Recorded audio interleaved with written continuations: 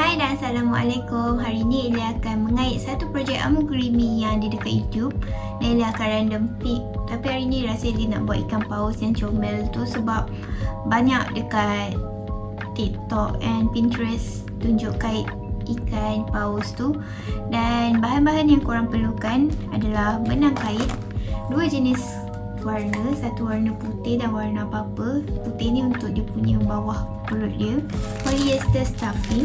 Korang juga perlukan 4.0mm jarum kait, stitch marker dan juga jarum untuk mengait, dan juga mata yang Elly guna saiz 5mm punya mata. Baiklah, tutorial yang Elly akan bakal tengok ni adalah first time Elly tengok, dan pada akhir video ni Elly akan rate sama ada video ni senang untuk beginner atau tidak dan berapa masa Elly spend untuk buat satu ikan paus. Disclaimer awal-awal, Elly bukanlah pro dalam bidang mengait. Elly baru saja belajar untuk mengait beberapa projek, dan hari ni Elly akan buat satu video mana Elly ikut betul-betul tutorial yang diberi dan tunjukkan hasilnya jadi atau tidak.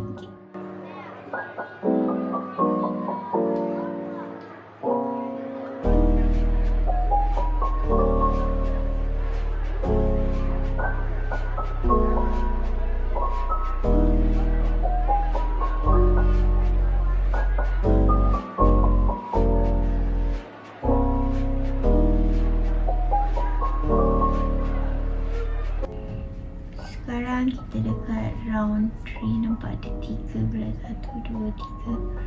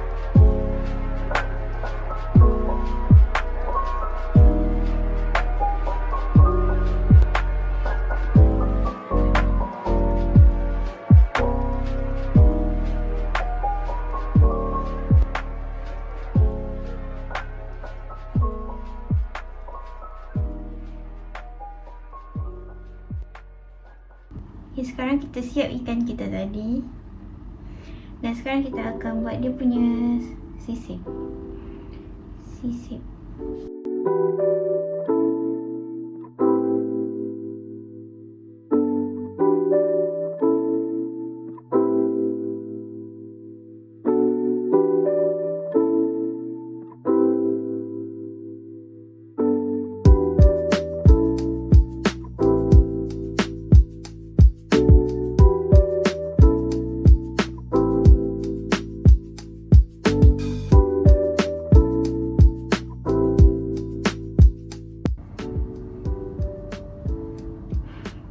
Kita dah pasang dia punya sirip, dan sekarang kita nak pasang dia punya ekor pula.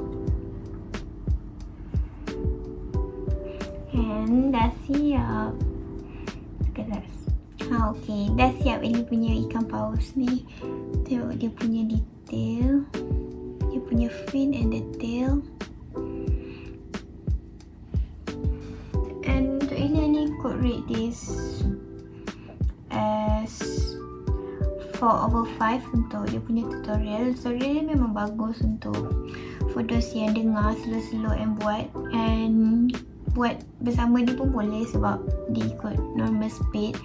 But for me, I lebih prefer the one that letak dia punya round and berapa stitches dekat every video tu, so kita boleh berujuk and skip the video.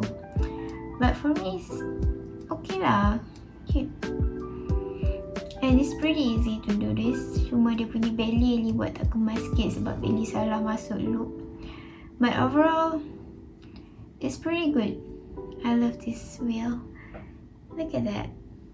Masa Elly spend untuk buat seekor ni yang real time is 1 hour 45 minutes.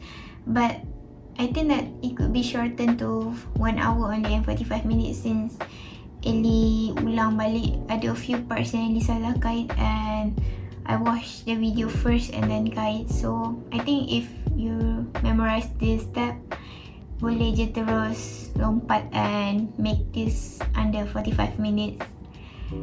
And I'm very satisfied with the products.